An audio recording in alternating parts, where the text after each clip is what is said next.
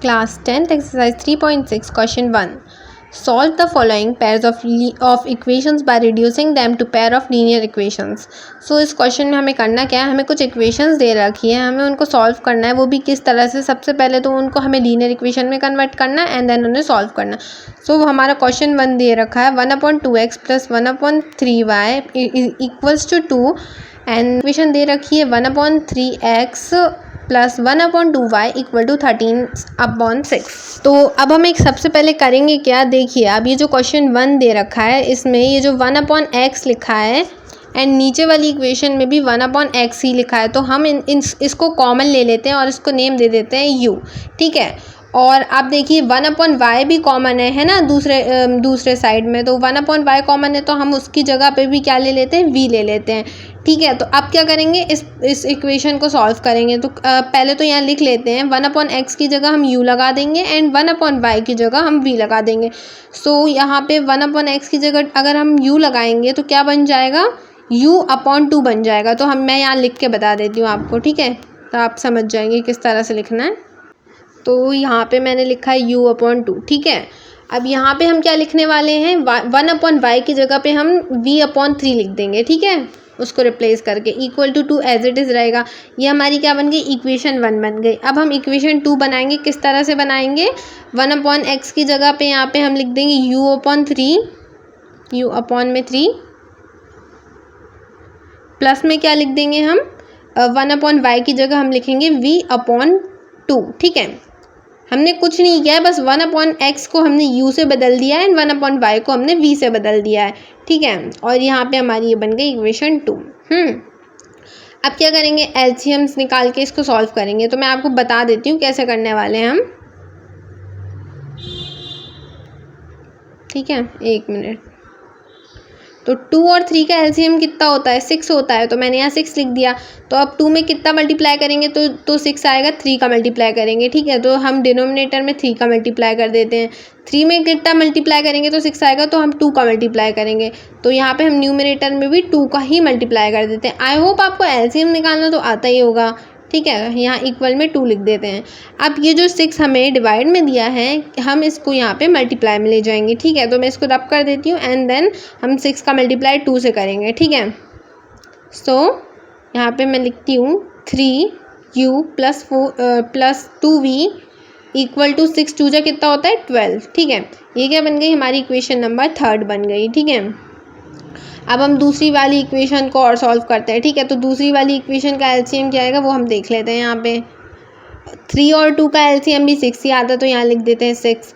तो हम 3 में कितना मल्टीप्लाई करेंगे तो 6 आएगा 2 का, तो यहाँ पे 2u लिख दिया हमने. ठीक है, 6/2 कितना होता है, 3 होता है, तो हम न्यूमरेटर में 3 का मल्टीप्लाई कर देंगे तो कितना हो जाएगा, 3v.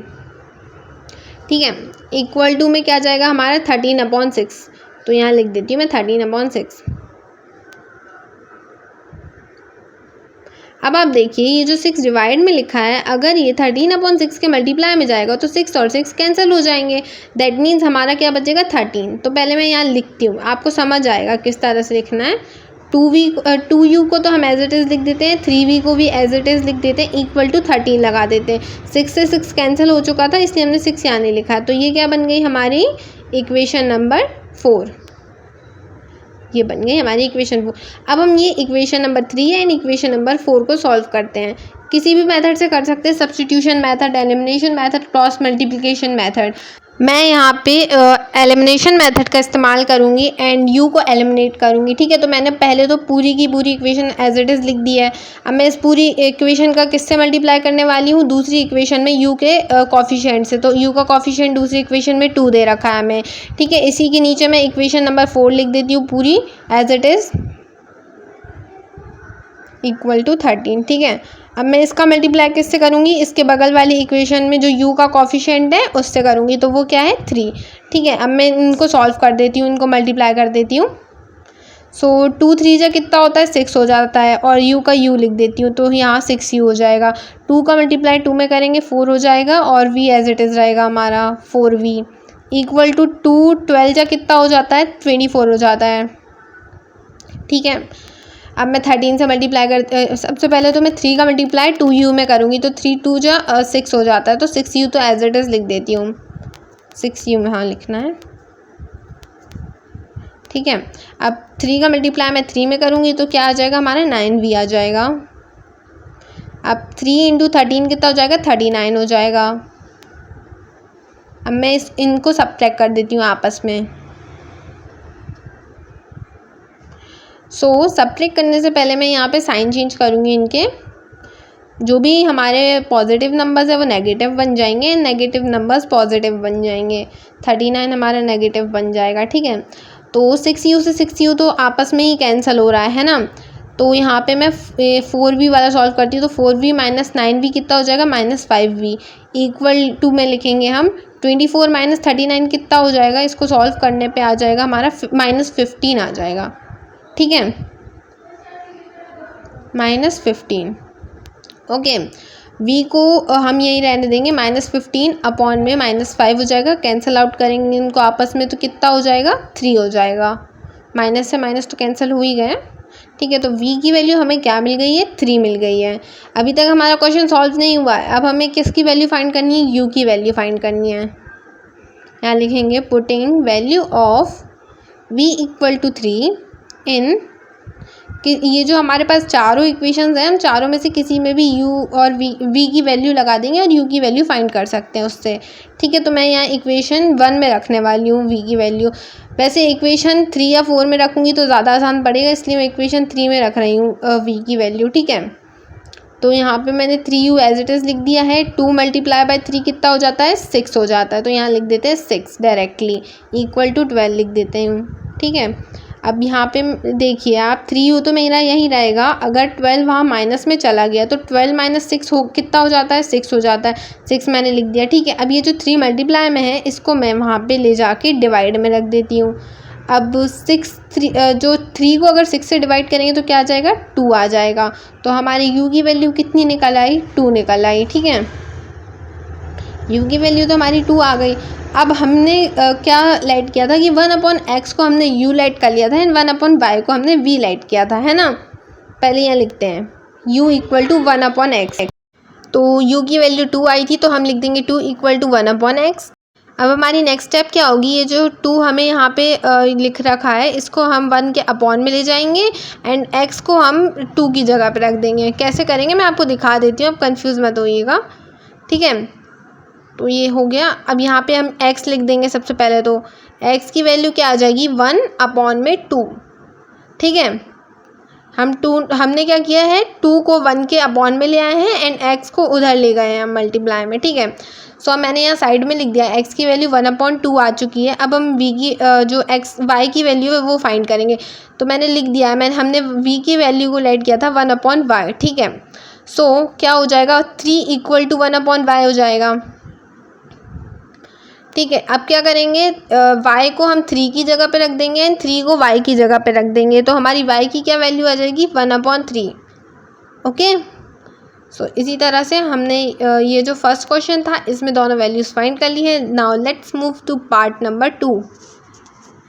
सो पार्ट 2 में क्या दे रखा है हमें 2/√x plus 3/√y equal to 2, 4/√x minus 9/√y equal to -1।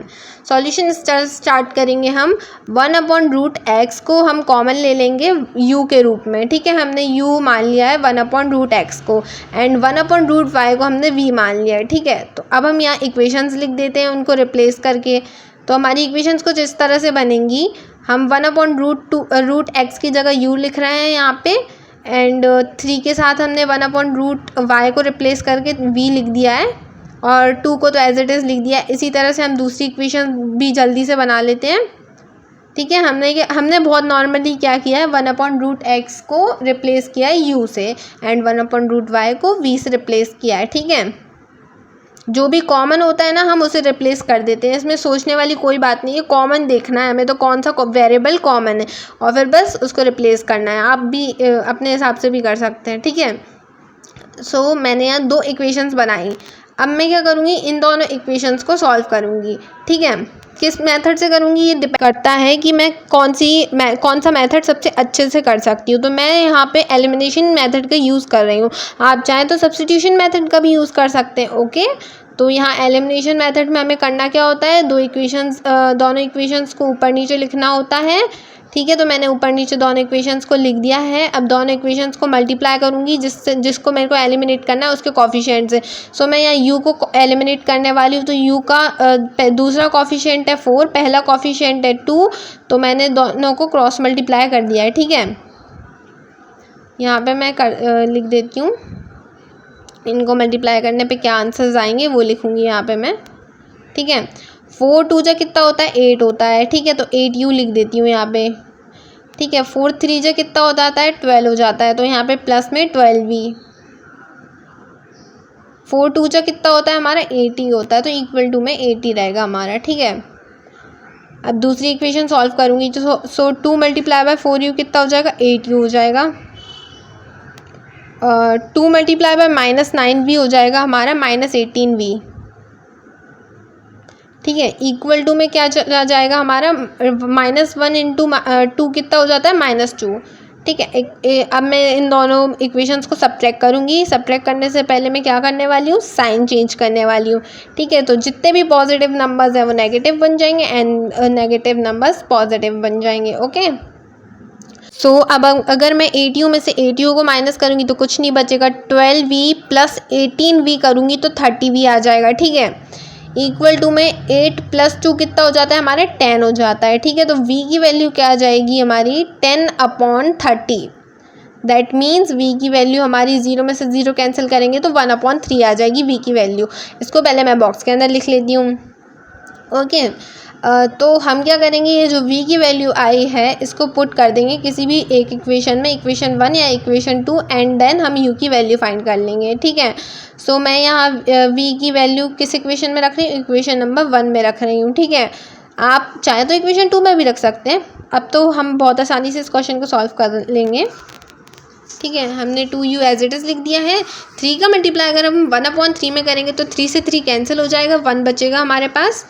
So 2u + 1 = 2 आया हमारे पास। ठीक है, 2u = 2 - 1 हो गया है। 2 - 1 होता कितना है, 1 हो जाता है। ठीक है, तो u की वैल्यू हमें क्या मिल गई, 1/2। मैंने यहाँ u की वैल्यू लिख दिया। इसको बॉक्स के अंदर कर देती हूँ मैं। ठीक है, सो अब हम क्या फाइंड करेंगे, x एंड y की वैल्यू फाइंड करेंगे। मैं इसको रब कर रही हूँ। सो हमने क्या लेट किया था कि u की क्या वैल्यू होगी, 1/√x। ठीक है, u की वैल्यू होगी 1/√x। हमने फाइंड किया u की वैल्यू निकल आई है 1/2। तो यहाँ पे हम 1/2 के इक्वल में लिख लेते हैं 1/√x। ठीक है, अब √x को यहाँ मल्टीप्लाई कर देंगे 1 में एंड 2 का मल्टीप्लाई उधर कर देंगे। ठीक है, 1 में, तो हमारी √x की वैल्यू आ गई है 2। ठीक है, अब ये जो रूट है x के पास, अगर हम इसको हटा देंगे तो 2 पे स्क्वायर लग जाएगा, राइट, क्योंकि रूट का अपोजिट क्या होता है, स्क्वायर होता है। ठीक है, तो हमने यहाँ पे 2 पे क्या लगा दिया, स्क्वायर, और 2 का स्क्वायर होता कितना है, 4 होता है। तो हमने यहाँ x की वैल्यू फाइंड कर ली है, हमारी x की वैल्यू निकल आई है 4। तो इसको मैं बॉक्स के अंदर लिख देती हूँ। अब हम v की वैल्यू यूज़ करके y की वैल्यू फाइंड करते हैं। सो v की क्या वैल्यू थी, 1/√y। ओके, सो v की वैल्यू हमने फाइंड कर ली है, v की वैल्यू है 1/3। ठीक है, अब 1/√y के इक्वल में लिख दिया उसे मैंने। अब क्रॉस मल्टीप्लिकेशन करेंगे, √y यहाँ आ जाएगा, 3 वहाँ पहुँच जाएगा। y की वैल्यू में से अगर रूट हटेगा तो 3 में क्या लग जाएगा, स्क्वायर लग जाएगा। ठीक है, सो यहाँ मैंने 3 में स्क्वायर लगा दिया। अब 3 का स्क्वायर कितना होता है, 9 होता है। तो 9 को मैंने एज इट इज़ लिख दिया यहाँ पे, मतलब, और फिर हमारी y की वैल्यू आ चुकी है। हमारा पार्ट 2 भी सॉल्व हो चुका है। अब हम बढ़ते हैं पार्ट 3 की तरफ। सो पार्ट 3 में हमारा क्वेश्चन दे रखा है 4/x + 3y = 14, और दूसरा वाली इक्वेशन है 3/x - 4y = 23। तो इसमें हमें y तो हमारा ऑलरेडी सिंप्लीफाइड फॉर्म में दिया है, तो हम क्या करेंगे, 1/x को कॉमन ले लेंगे u नाम से। ठीक है, सो हम 1/x जहाँ है उस जगह पे हम लिख देंगे u। तो 4 के साथ हमने u लिख दिया है, plus 3y = 14 as it is लिख दिया है। और दूसरी इक्वेशन कुछ इस तरह से रहेगी, हम 1/x के जो 3 के साथ 1/x था उसमें हम u लगा देंगे, बाकी इक्वेशन एज इट इज़ लिख देंगे। इनको नाम दे देंगे इक्वेशन 1 एंड इक्वेशन 2। तो अब हम इनकी वैल्यूज़ फाइंड करेंगे, एलिमिनेशन मेथड से करेंगे इनकी वैल्यूज़ फाइंड। तो सबसे पहले हम दोनों इक्वेशंस को लिख देते हैं जल्दी जल्दी। 4u + 3y = 14, ठीक है। इसको ब्रैकेट के अंदर लिख देती हूँ मैं। हाँ, अब दूसरी इक्वेशन भी लिख देते हैं नीचे इसके, ठीक है।